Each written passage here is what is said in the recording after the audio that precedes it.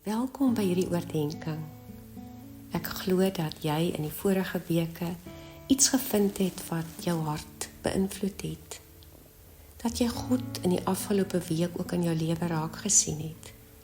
Dat jy beleef het hoe hy jou toevou met genade en goedheid. Ek wil jou vra om sommer nou weer net stil en rustig te raak. Diep asem te haal en jou fokus op God te plaas. Jou asem in en beleef sy goedheid en liefde vir jou. Asem stadig uit en gee alles wat op jou hart is op hierdie oomblik vir hom.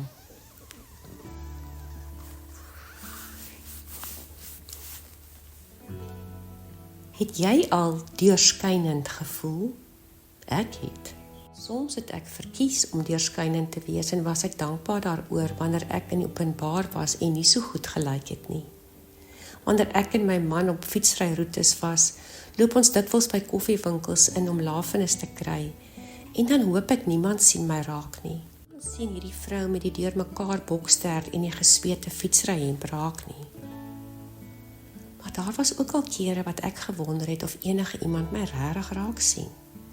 'n Mens ondervind dit veral as jy ouer word, want om regverdig teenoor die kykers te wees, dis mos baie meer aangenaam om na 'n pragtige jong meisie te kyk of 'n bekende en beroemde oopmond aan te staar, as om na 'n ouerige tannie te kyk met plooie. Maar dieper as dit, soms as ek vir weke alleen met my boeke sit en skryf en wonder of enige iemand regtig omgee of iemand dit gaan lees, dan dink ek, Here, ek is eintlik deurskynend.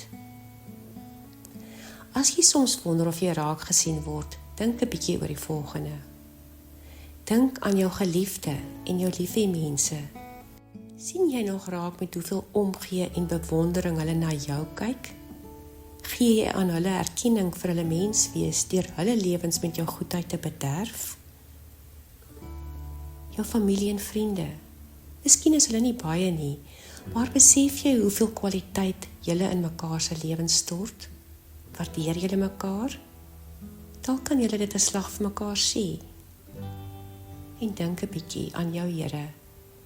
Weet jy met hoeveel onvoorwaardelike liefde hy na jou kyk? Hoeveel hy vir jou gedoen het en hoe hy jou elke dag, elke detail van jou lewe raak sien en jou altyd by hom wil hê? Kom ek herinner jou vandag net weer aan hoe hy jou sien, hoe hy oor jou dink, hoe God oor jou voel. Jesaja 49 vers 14 lees ons, kan 'n vrou van haar babietjie vergeet? Kan sy die kind wat sy in die wêreld gebring het net so laat staan? Selfs al sou so iets gebeur, sal ek jou nooit vergeet nie. Ek het jou naam op my hand geskryf. Ek dink heeltyd aan jou. Hoor jy wat God vir jou sê? Dat hy heeltyd aan jou dink? En kom ons hoor wat sê God in Hosea 2 vers 18 vandag vir jou. Hy sê, ek sal joune wees vir altyd.